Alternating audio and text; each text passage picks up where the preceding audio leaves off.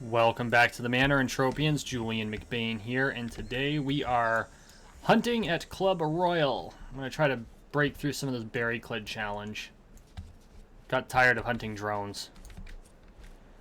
Okay. Before we get started, if you're new to the channel, welcome to the Manor. Make sure you take a moment, hit the little watermark down here, and subscribe. We are on the road to 13 million subscribers, one subscription at a time, so make sure you subscribe. Okay, so I've been trying to think about what direction to take the more philosophical and the way that being on the Entropia platform will shape those people who interact on it and how it shapes the way that we interact with each other. And I think that as a method of laying some groundwork, I wanted to kind of get into what the PvE experience is and what it means for those of us who really get into the game. And so like always, I'm going to make these 30-minute episodes. I just started the clock, or 30-minute-ish. And we're just going to kind of take off and see where we go. So I think the reason the PvE experience in Entropia Universe is so compelling to us, even though there's literally no definitive storyline. I mean, there is, but it was added as an afterthought, and even Mindark admits to that. They added it, like, what, 10 years later. So and I'm not saying that the writing's bad, but you can always tell when they added the adventure in after they created the platform itself. They didn't have a central theme in mind when they designed the platform. It was literally just an open sandbox world platform. And so realistically, that means that we as the players had to come up with our own stories. And there's a lot of wisdom to that from a games development point of view, because it means that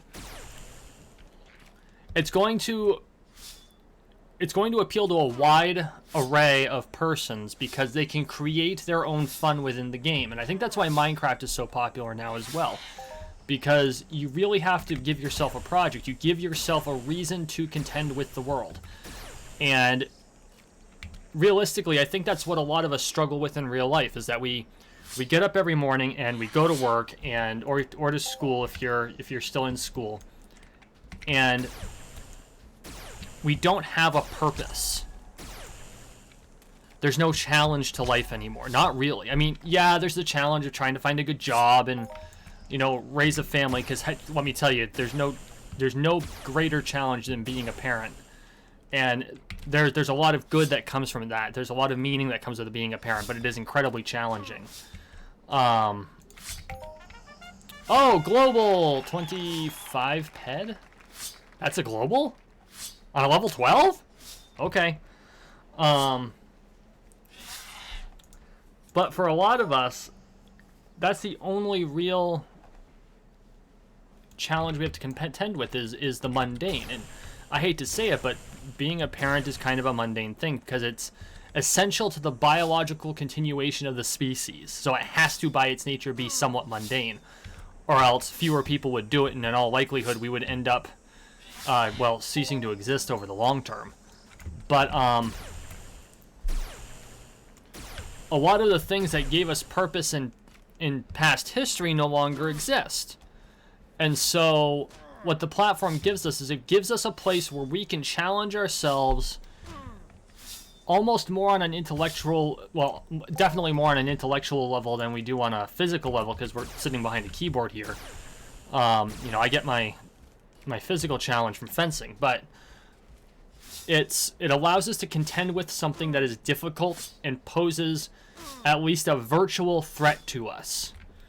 And that threat allows us to figure out just how much metal we actually have. And I think that's why games like Dark Souls are actually so popular, because Dark Souls it literally challenges you to just beat your head against the wall until you succeed. And in a lot of ways, that's actually how you have to do it.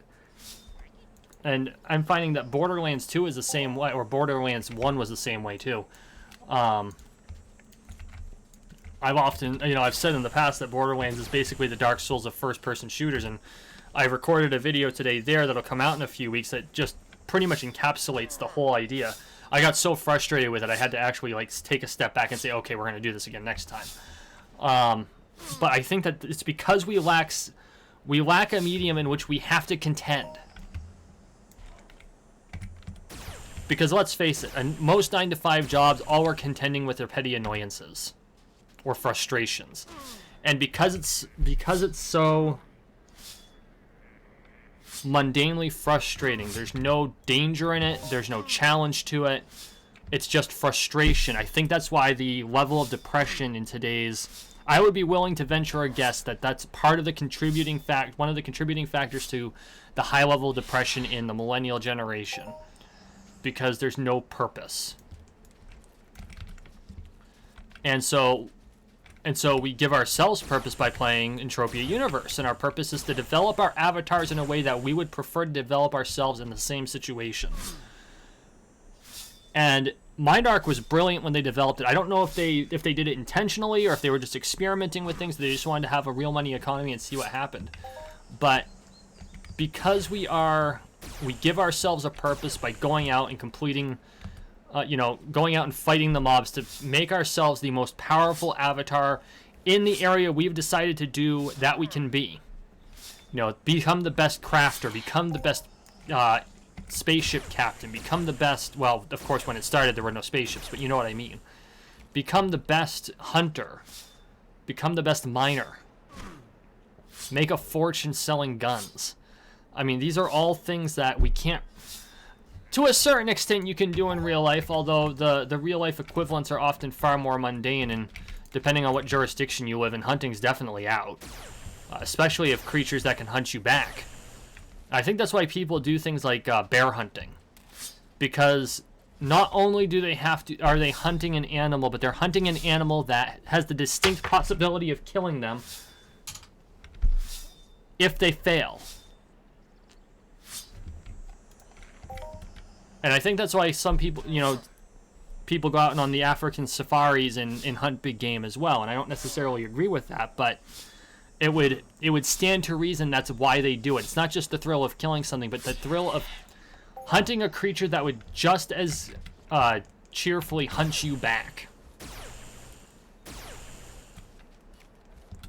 And there's a certain amount of, well, think about it. That's how we as a species really started. We were on the African savanna hunting and being hunted by things like tigers. These were things we actually had to contend with as a species at one point.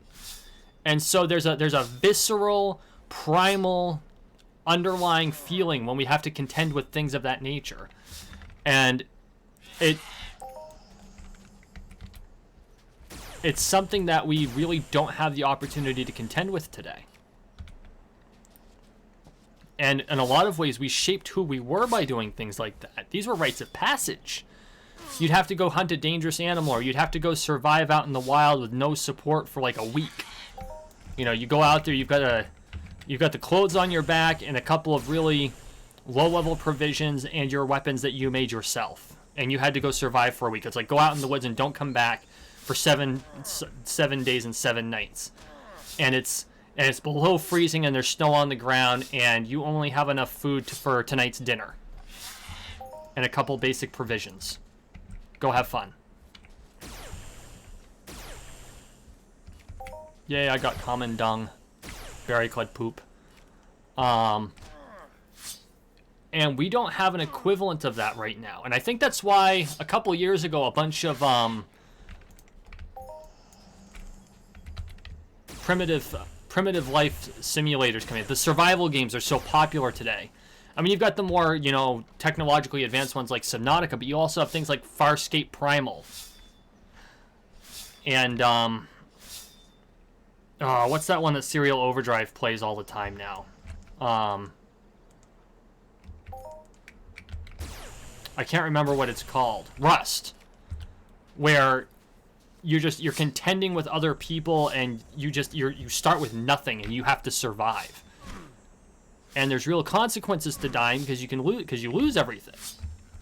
And so I think that there's a real hunger for this sort of thing, and I'm starting to wonder that if we as a society need to look at the way we do things and bring back the rite of passage. And I think that's why Entropia really appeals to us, because we have to grind our way to the top. We have to contend with each level of mob and grow our character, grow our avatar until we can contend with the next most powerful level of mob.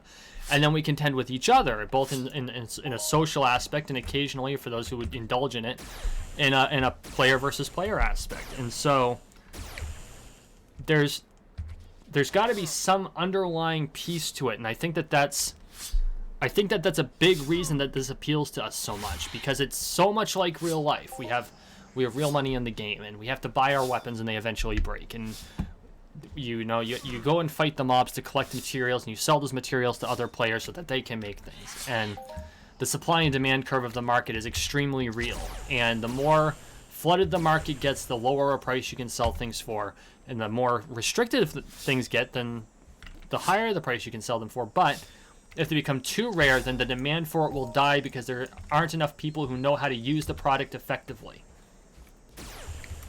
So you've got the real-life economic factors and just inculcated into, or not inculcated, but integrated into the game. Is that a good use of the term, inculcated? I'm still learning all of these, older style. Oh no, inculcate is instilled by persistent instruction. Maybe it's instantiate.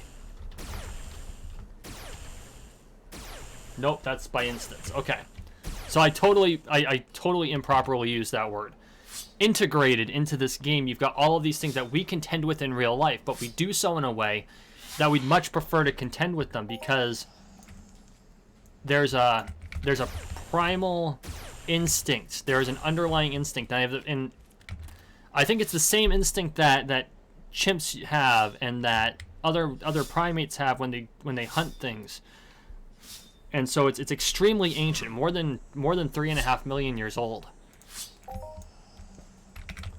And I think that there's something very real there. But trying to extract why the game is so appealing to us, like, there are people who just say, well, this game is boring, but those of us who get into it, we're really into it.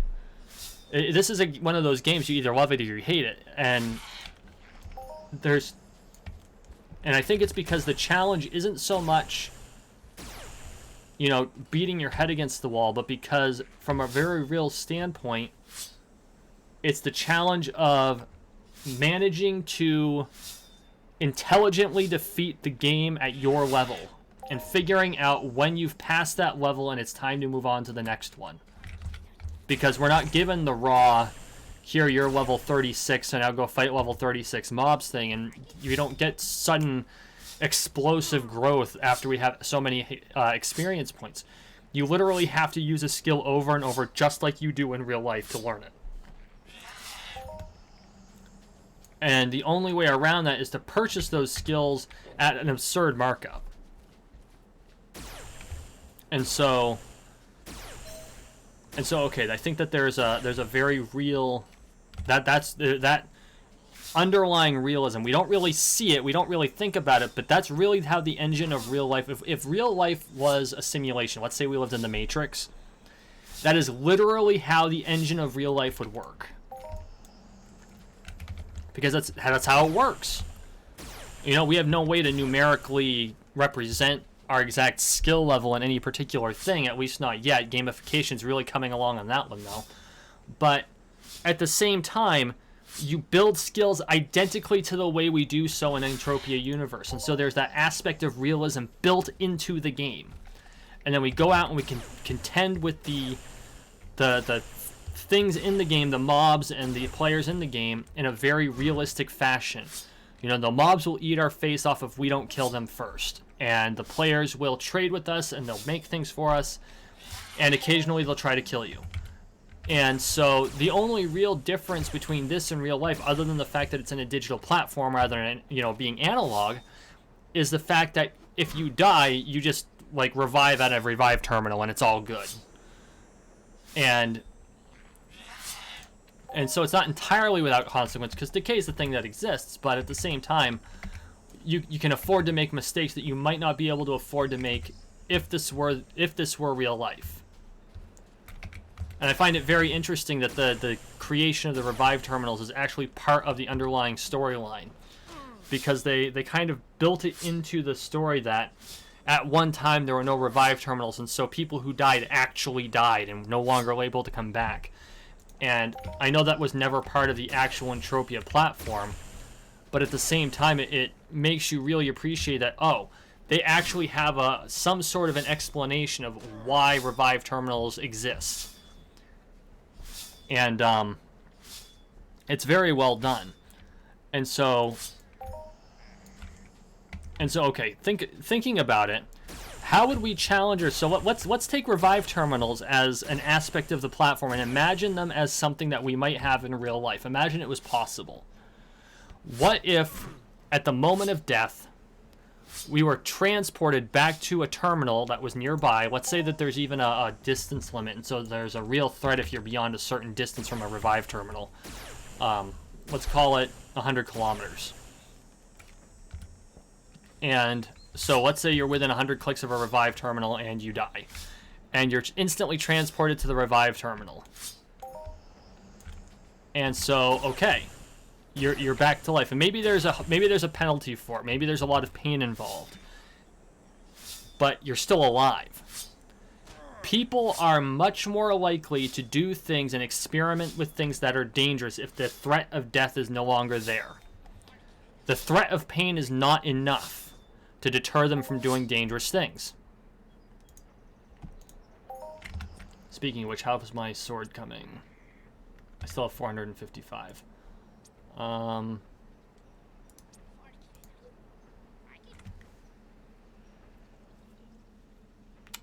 Athletics.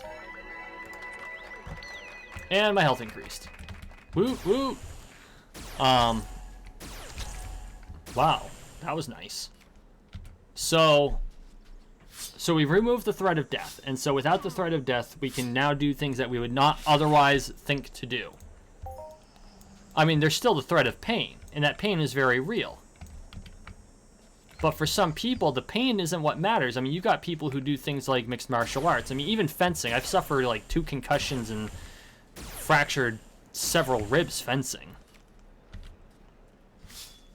You know, accidents happen, and I'm not talking, and I've said it before, we don't use foils, we use heavy rapier and schlager blades in the type of fencing I do, because I do historical fencing. And accidents happen.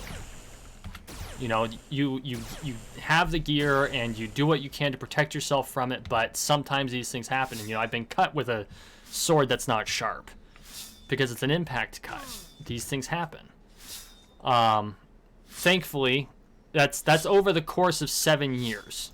And actually, the concussion was not from rapier. That was from doing armored combat. But you've got people who do armored combat league, and there have been severe injuries in that game. You know, a friend of mine had an axe in his head. No joke. Like, I've seen the pictures. They took the axe out of his head. Thankfully, it wasn't too deep. But why do we do these dangerous things? And it's because we need the challenge. We need the challenge, and we no longer have it in modern life, and so we come up with ways to create the challenge for us to contend with, to make us define who we are. And that's really the underlying story of Entropia Universe, and is that they've given us the platform to do that in a virtual level. And because there's no like defined storyline, we can do so perpetually, just like in real life. You know, and that's kind of the downside to a lot of the other games, is that there's a limit to the amount of activities you can do. And theoretically, there's a limit to what you can do in EU as well. But the way that MindArc has created it, there's just so much content, the likelihood of you getting through it before you're retired is 0. I mean, unless you can somehow make this your full-time job. But even then, that comes with the aspects that you have to do repetitious things for it to be a full-time job. Like, if you own an OLA or 5, and you're able to just do this for a living, you still have to spend like 4 hours a day managing your land areas. Just ask big industries, that's what they do. And so, you know, I don't think it's possible for any one player to make it through all of the content on this platform. I could be wrong. I'm sure if you actually set out to try and do it, you could somehow manage it if you're playing enough every single day and if money was no object. But realistically speaking, from a normal point of view, I don't see it happening. And so they've given us this place that we can challenge ourselves in ways that we can't challenge ourselves in real life. And maybe that's part of the reason that we have so many. Maybe that's why the world is so screwed up right now, is that we don't have a way to challenge ourselves anymore in a way that we desperately and primally need to challenge ourselves. That's why skateboarders do things that they do. They do the rail grinds and I don't know skateboard terminology, unfortunately, but they get up and they do they're on the half pipe and they jump way up in the air, and if they screw up they could break a leg, because they are challenging themselves to do something that has a danger to it. And as a fighter, that's what we do too. We don't just do it because we're contending with other people. We do it because there is the risk. There is risk involved, and we know it. And if we do it right, then the chances of us getting injured are much, much lower than if we do it wrong. And if we do it wrong, the injury is the consequence of that action. And there's a visceral underlying need there. And that's why when you start fighting, when you're early on, there's a lot of fear. You don't want to hurt yourself. You don't want to hurt the other person. And so, like, as an instructor, some of the first lessons, like, I'll go in and I'll see how they're doing, and I'll leave them openings and I'll see if they take them. And oftentimes they won't, because they're afraid of hitting the other person. They're more afraid of hitting the other person than they are of actually being hit themselves. And so what I'll do is I'll tell them, I'm not going to hit you, just hit me, no matter what it takes. And occasionally that's kind of bitten me in the ass. I did take a cut across the leg from a brand new fighter. Not their fault. I should have seen what they were doing and stopped it. But these things happen. And so these are all, I think that's why we do these things, is we need the challenge. And we just don't have it. I mean, really, what do we have to challenge ourselves now? Relatively speaking, we're incredibly safe, especially compared to even 100 years ago. Although, admittedly, 100 years ago, you were more likely to die of disease than anything else. So let's call it 300 years ago, when, every spring you might be invaded. Well, 300 years only brings us back to the 1700s. Well, that's... yeah. Call it 500 years ago. 500 years ago, you could be invaded by a neighboring barony. Even though you both serve the same king, they could just come in and, like, wipe your crops and, kill you. And that was a real threat. And we had to contend with that every single day, and we no longer have to do that. And that's a good thing, because it means we progressed beyond that point. But at the same time, because that instinct is so integrated into our very being, because it's been there for, well, look at chimpanzees and other monkey species. If they run across someone as an outsider, they'll kill them. Like, and if you're a human and you wander into a chimpanzee's territory and you aren't prepared and you're alone, chimpanzees will drop on you and tear you limb from limb. This has happened to people. And chimpanzees are incredibly strong. They're like 4 times stronger than we are. So it's not even a matter of if they can do it. They absolutely can do it. It's a matter of, do they decide to do it? And it depends on the troop, and depends on if they've ever interacted with humans before, because most of them haven't. And, I mean, logically speaking, we're a form of primate. And we're not too far off from chimps. We're really just a really upright, larger chimpanzee with less muscle.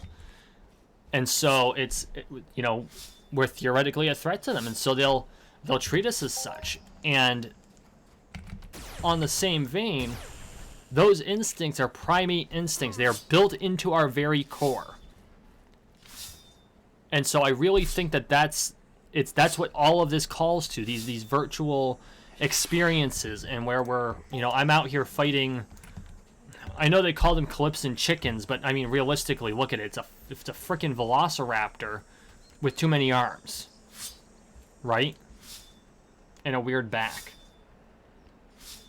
And I mean, we never fought velociraptors, but I'm sure that if well, not the velociraptors, but the one that starts with D, the larger one in real life. In Jurassic Park, they were called velociraptors, but velociraptors are no larger than your, you know, large house dog. So, or a large wolf. And so, but the idea is there. Ooh. No, I'm gonna get that thought out of my head. I'm like, chocobos. So okay. I have the feeling that this is kind of the direction that these discussions are going to take, where we kind of key in on something and extract what we can from the meaning from it. And so I want to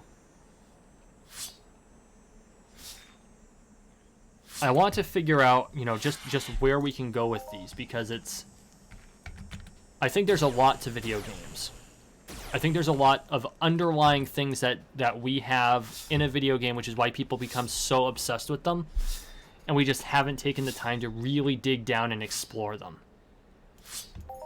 And I mean, I went off way on a tangent today, but I think it was an important tangent because it kind of lays the groundwork for what our future conversations could really be. Because there's something there that calls to an ancient instinct. And I think there might be more than one. We're going to head back toward the base over here.